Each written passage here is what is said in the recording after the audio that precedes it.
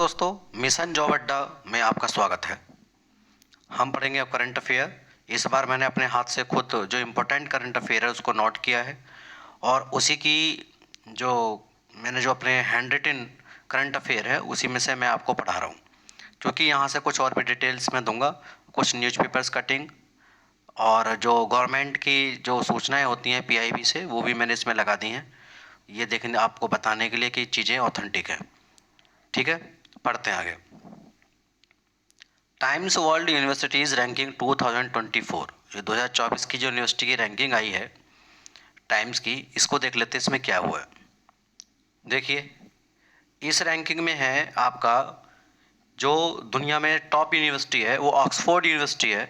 Oxford इसको पहला स्थान मिला है, इसको पहला स्थान मिला है ऑक्सफोर्ड यूनिवर्सिटी को। ठीक है, और भारत की 91 यूनिवर्सिटी या 91 आपके विश्वविद्यालय इस लिस्ट में भारत के इसमें आते हैं। भारत में अगर देखा जाए तो प्रथम IISc बेंगलुरु, जो हर बार प्रथम में सेकंड ही आता है, लेकिन इस बार प्रथम स्थान में इसने ग्रहण किया है, प्रथम स्थान फर्स्ट पोजीशन इसने ग्रहण किया है। और दूसरे स्थान पर है आपका जामिया मिलिया विश्वविद्यालय। तो करंट अफेयर में आपका जो आया है इसमें टाइम्स वर्ल्ड यूनिवर्सिटीज़ में रैंकिंग, तो पहले स्थान पर इसमें है Oxford first position, second position आपका इसमें दूसरा देश है, लेकिन भारत का हम देख लेते हैं। जो भारत का जो पहला इसमें पोजीशन है वो IISc बेंगलुरु है और दूसरी यूनिवर्सिटी है जामिया मिलिया विश्वविद्यालय। टोटल 91 विश्वविद्यालय इसमें सूची में शामिल हैं इस बार। ठीक है, आगे बढ़ते हैं। वर्ल्ड टैलेंट रैंकिंग 2023 में टैलेंट रैंकिंग में क्या है इसकी कंडीशन देख लेते हैं। दुनिया की 64 अर्थव्यवस्था, 64 इकोनॉमीज, दुनिया की 64 अर्थव्यवस्था को शामिल किया गया है, जिसमें से भारत की रैंकिंग कौन सी आई है? 56 रैंकिंग भारत की यहाँ पर आई है। पहले स्थान पर कौन है? पहले स्थान पर है स्विट्जरलैंड। ठीक है, पहले स्थान पर स्विट्जरलैंड है और भारत 56 रैंक पर इसमें अपना स्थान बनाता हुआ दिख रहा है। विश्व हृदय दिवस 29 सितंबर को मनाया जाता है। ठीक है, तो ये बना लिया गया, 29 सितंबर बीत चुका है। तो BBC पे देखेंगे इसके न्यूज़, तो भारत में जो हार्ट के मरीज हैं वो काफ़ी संख्या में बढ़े हैं। बहुत युवा इंसान यहाँ से हार्ट अटैक के कारण मर चुके हैं। तो आगे है हरित क्रांति के जनक, ये तो काफ़ी दिन से चल रहा है। MS स्वामीनाथन की डेथ हो गई है, हरित क्रांति के जनक थे। इन्हें कई पुरस्कार भी प्राप्त हुए थे, कई पुरस्कार इन्हें प्राप्त हुए थे। तो वो पुरस्कार भी कभी कभी पूछ लेते हैं, उनको देख लेते हैं तो इनको क्या क्या पुरस्कार मिला था। एक तो 1967 में पद्मश्री, 1972 में पद्म भूषण, 1989 में पद्म विभूषण और 1971 में इन्हें मैग्सेसे पुरस्कार भी मिला था। देखो, भारत के तीनों पुरस्कार पद्मश्री, पद्म भूषण, पद्म विभूषण इन्हें मिल चुके हैं और मैग्सेसे पुरस्कार भी इन्हें मिल चुका है। ठीक है, जिसे एशिया का नोबेल भी कहते हैं। आगे बढ़ते हैं। इन्हें 1987 में ये पहले व्यक्ति थे दुनिया के जिन्हें विश्व खाद्य पुरस्कार भी दिया गया था, विश्व खाद्य पुरस्कार भी दिया गया था। ठीक है, तो 1987 में इनको दिया गया था। सही है, आगे बढ़ते हैं। Current affair. संयुक्त राष्ट्र महासभा के 78वें सत्र के अध्यक्ष, 78वें सत्र को किसने संबोधित किया है? भारत के विदेश मंत्री ने, S जयशंकर ने। आपसे पूछ सकता है कि भाई जो 78वां सत्र भी हुआ था हाल ही में, उसको किसने संबोधित किया है? जयशंकर ने उसको संबोधित किया है 78वें सत्र को। UNGA की ये मीटिंग थी, 78वां सत्र था ये। यूनाइटेड नेशन जनरल असेंबली, ये आपका ये 78वां सत्र इस बार हुआ न्यूयॉर्क में हुआ। ये न्यूयॉर्क में होता है, कि उसका हेडक्वार्टर भी वहीं पर है। ठीक है, अब इस बार जो अध्यक्ष थे, आपको पता होगा UNGA के जो अध्यक्ष हैं वो हर साल चेंज होते रहते हैं। तो इस बार जो अध्यक्ष थे वो कौन थे? आपसे पूछ सकता है भाई इस बार अध्यक्षता किसने की? तो डेनिस फ्रांसिस ने अध्यक्षता की थी। ठीक है, 78वें सत्र की अध्यक्षता डेनिस फ्रांसिस ने की थी। डेनिस फ्रांसिस कहाँ से हैं? वो त्रिनिदाद टैबेगो एक देश है, त्रिनिदाद टैबेगो ये एक देश है। आप जानते होंगे कहाँ का देश है, आपको जानना भी चाहिए, क्योंकि ये इसलिए इम्पोर्टेंट है कि यहाँ के प्रधानमंत्री जो महिला थी वो अब है या नहीं वो देखना पड़ेगा। वो भारतीय मूल की थी, कमला, जो बिहार से थी। इनका जो पूर्वज थे वो बिहार से थे। त्रिनिदाद टैबेगो के वो प्राइम मिनिस्टर रह चुकी है। तो आपको पता होना चाहिए कि देश कहाँ है। ये कैरिबियन खाड़ी का देश है। कैरिबियन खाड़ी, आपने लैटिन अमेरिकी देश देखे हैं? उत्तरी अमेरिका और दक्षिण अमेरिका के बीच में छोटे छोटे द्वीप हैं। जिसे हम वेस्ट इंडीज़ बोलते हैं, उन्हीं द्वीपों में ये देश है आपका त्रिनिदाद टैबेगो। डेनिस फ्रांसिस यहीं से है त्रिनिदाद टैबेगो से, और इस बार 78वें सत्र के ये अध्यक्ष थे, ये ध्यान रखना है, ये पूछ लिया जाता है। देखिए आज अखबार में बहुत ही इंपॉर्टेंट, अखबार में नहीं बल्कि जो सरकारी जो अब हमारा पीआईबी है, प्रेस इन्फॉर्मेशन ब्यूरो है, उसमें भी इसको डाला गया था।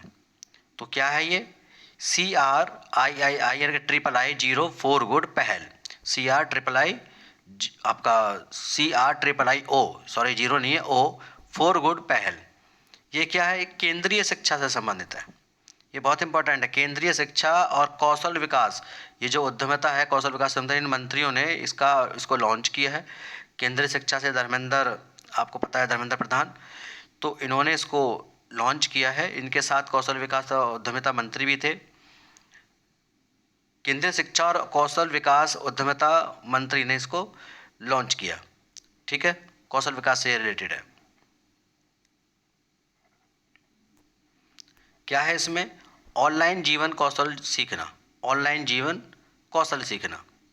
तो इसमें क्या है आपका, ऑनलाइन पर इसमें फोकस किया गया है। जो कौशल है, लैंगिक समानता को बढ़ावा देना है इस योजना में। प्रोत्साहन के लिए 8 क्रिकेट आधारित एनिमेशन फिल्म चलाई जाएंगी, जिसमें किस तरीके से हम क्वालिटी सीख सकते हैं, उसमें ये बताया जाएगा फिल्म के माध्यम से कि भेदभाव से हम कैसे दूर रह सकते हैं, हमारे कौशल क्या हो सकते हैं, हम नवाचार में क्या सीख सकते हैं। तो ये सारी चीज़ें इसमें सिखाई जाएंगी, जिससे कि लैंगिक समानता को बढ़ावा मिले और जो भेदभाव है, लैंगिक भेदभाव कम हो। ठीक है, आगे बढ़ते हैं। इस कार्यक्रम को 3 भाषाओं में रखा गया है। आपके 3 भाषा कौन कौन सी है, अंग्रेजी, हिंदी और गुजराती। तो आपसे पूछ सकता है कि भाई इसमें कौन कौन सी भाषाएं हैं, तो ये 3 भाषाओं को आपको याद रखना है। ये कार्यक्रम चला कौन रहा है, ये भी पूछ सकता है आपसे। अंतर्राष्ट्रीय क्रिकेट परिषद, यूनिसेफ और भारतीय क्रिकेट कंट्रोल बोर्ड, ये तीनों है। अंतर्राष्ट्रीय क्रिकेट परिषद, यूनिसेफ और भारतीय क्रिकेट कंट्रोल बोर्ड, BCCI जिसे हम कहते हैं, ये इस कार्यक्रम को चला रहे हैं। तो इसको ध्यान से देख लेना एक बार। CRIII-O 4 गुड पहल, केंद्रीय शिक्षा और कौशल विकास तथा उद्यमिता मंत्री ने इसको लॉन्च किया है। ठीक है, आगे बढ़ते हैं। ये जो इसमें यूनिसेफ इसमें शामिल है, यूनिसेफ की स्थापना 1946 में हुई थी। तो ये इसका पूछ लेता है कब हुई थी, 1946 में हुई थी। मुख्यालय कहाँ है इसका, न्यूयॉर्क। वैसे बच्चों से रिलेटेड है ये संस्था, और इसका हेडक्वार्टर न्यूयॉर्क में 1946 में इसकी स्थापना हुई। आगे बढ़ते हैं। नूर 3 उपग्रह अभी लॉन्च किया गया है। तो ये किसने लॉन्च किया है, ये लॉन्च किया आपका ईरान ने। ठीक है, ईरान ने इसको लॉन्च किया है। आगे है संकल्प सप्ताह। देखो आपको ये नॉर्मल करंट नहीं है, ये ऐसे करंट होते हैं जो हम एग्जाम में जाते हैं ना, हॉल में सोचते हैं कि क्वेश्चन कहाँ से आ गया। तो ध्यान रखो कि ये चीज़ें आ जाती हैं, हम इग्नोर करते हैं इनको। इसको हमने PIB से निकाला है, इसकी सोर्स ऑफ इन्फॉर्मेशन भी आपको दिखा देंगे। संकल्प सप्ताह, देखो अभी चर्चा में रहा था भारत मंडपम। आपको पता है G20 कहाँ हुआ था, G20 आप याद करिए, अभी कुछ दिन पहले हुआ था, कहाँ हुआ था, तो उस जगह को हम क्या बोलते थे, भारत मंडपम। वहाँ इसमें क्या है, संकल्प सप्ताह चलाया गया है। संकल्प सप्ताह के साथ और क्या चीज़ें जुड़ी हुई हैं उसको भी देख लेते हैं। सभी 500 आकांक्षी ब्लॉक होते हैं ना, जैसे जिला होता है ऐसे ब्लॉक होता है, ग्राम पंचायत, ब्लॉक, जिला। तो ये आपका तो 500 आकांक्षी जो ब्लॉक हैं, यहाँ ये चलाया जाएगा। 500 आकांक्षी ब्लॉकों में संकल्प सप्ताह मनाया जाएगा। एक तो ये याद कर लो, संकल्प सप्ताह मंडपम में चलाया जा रहा है, भारत मंडपम में, और इसके साथ ही 500 आकांक्षी ब्लॉकों में ये चलाया जाएगा संकल्प सप्ताह। इसके साथ साथ ये ब्लॉक के साथ आपका यहाँ चिंतन शिविर भी इसमें लगाए जाएंगे। चिंतन शिविर गांव में भी इसको शामिल किया गया है, ये ध्यान रखना, इसमें गांव भी शामिल किया गया है। पहले 6 दिनों में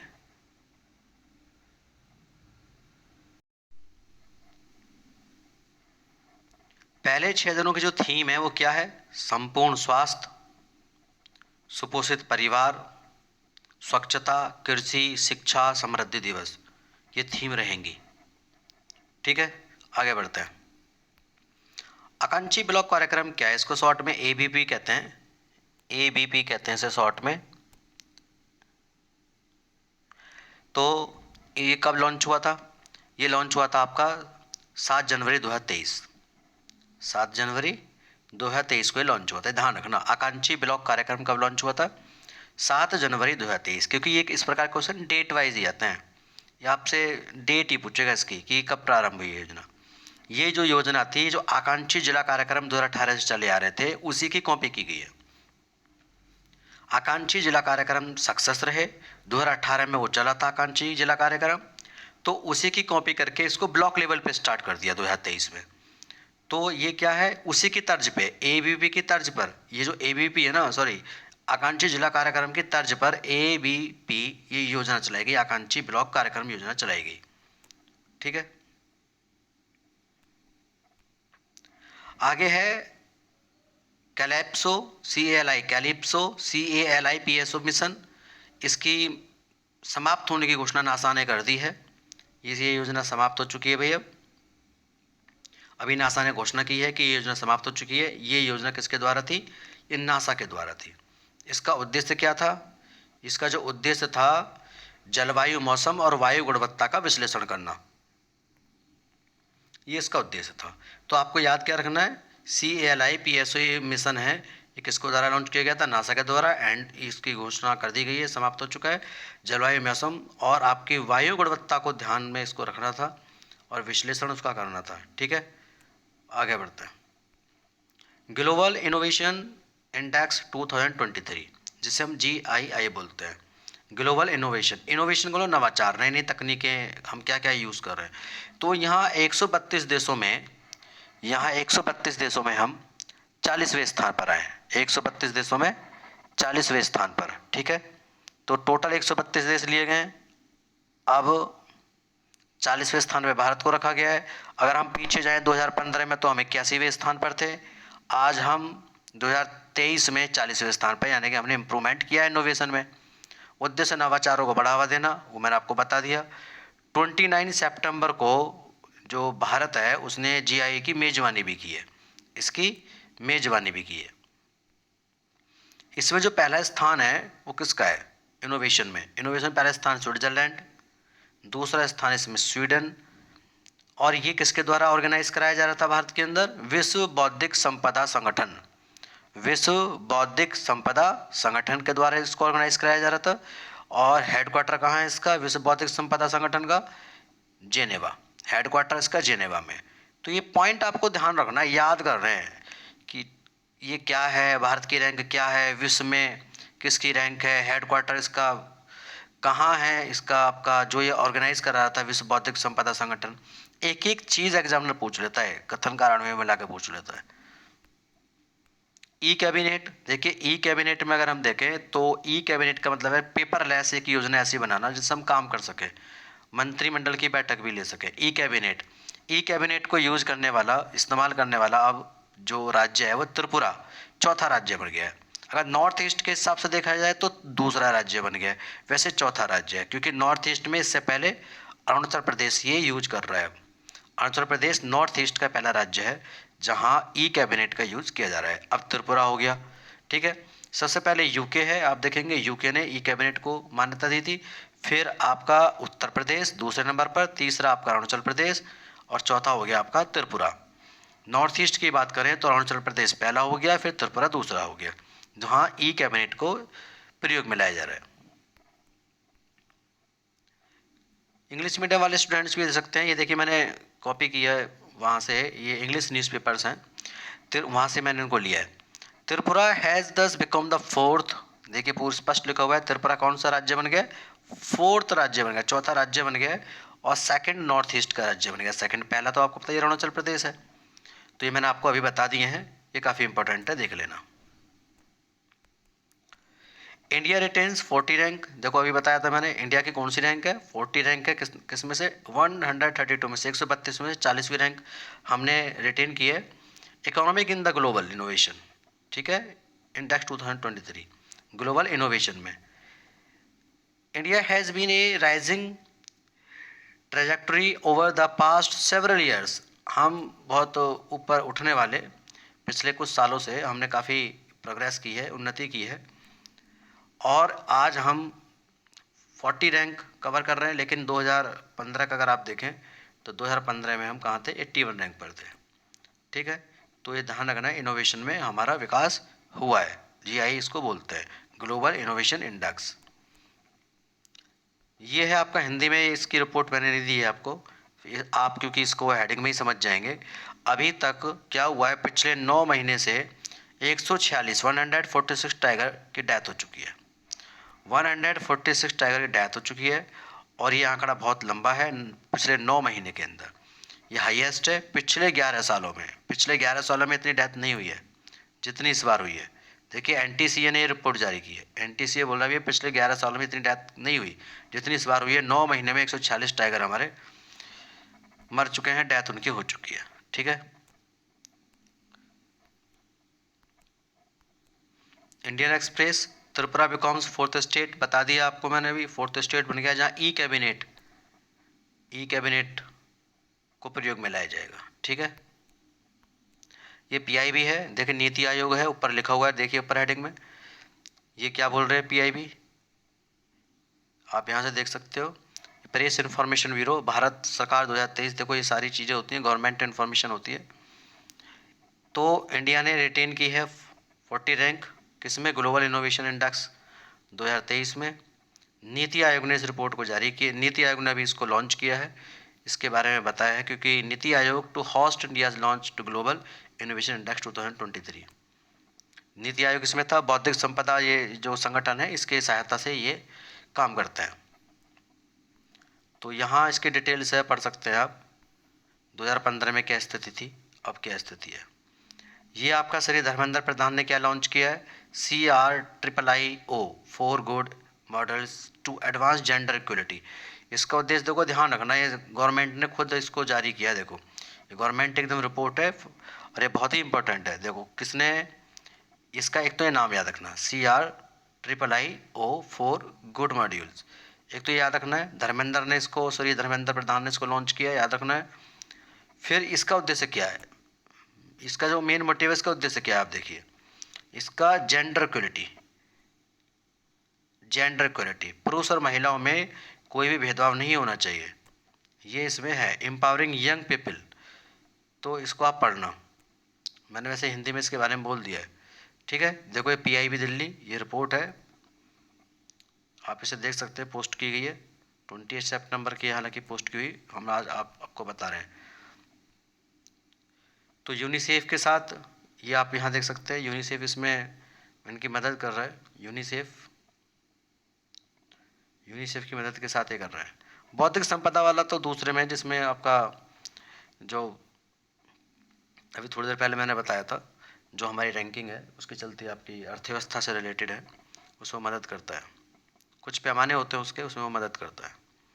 तो यहाँ देखिए आप, एजुकेशन स्किल से संबंधित यहाँ पर बताया गया है, जेंडर इक्वलिटी के विषय में बताया गया है, प्रोग्राम ये लॉन्च किया यूनिसेफ के सहयोग से।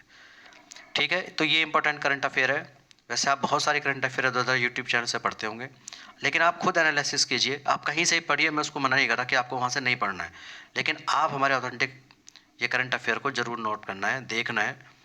आपको वहाँ से कुछ अलग डिफरेंट दिखाई देता है तो आप उसे नोट कर लीजिए नोटबुक में, नहीं तो आपको सेम लगता है तो डोंट माइंड, लेकिन मैं यकीन के साथ कह सकता हूँ कि काफ़ी चीज़ें अलग भी मिलेंगी आपको, उनके पास भी हो सकता है कुछ चीज़ें हमसे अलग मिले, लेकिन मैं सारी सोर्स ऑफ इन्फॉर्मेशन मेरा गवर्नमेंट और इम्पोर्टेंट जो न्यूज़पेपर्स हैं वहाँ से होते हैं। संसद टीवी को भी हम शामिल कर रहे हैं, संसद टीवी से भी जो क्वेश्चन डिस्कशन के माध्यम से मिलते हैं उसको भी इसमें डाल दिया करेंगे। यदि आप बेस्ट तैयारी कर रहे हैं तो आपका परफॉर्मेंस भी आपका बेस्ट होगा और आप बेस्ट इन्फॉर्मेशन गेट करेंगे, कहीं से भी आप उसको आप अचीव कर सकते हैं। लेकिन आप थोड़ा सा ध्यान दीजिए कि 10-15 मिनट देने के बाद यदि आपको अच्छी चीज़ें मिलती हैं तो कहीं ना कहीं आपको बहुत बड़ा फ़ायदा हो जाएगा। ठीक है, नमस्कार, मैं नीरज कुमार।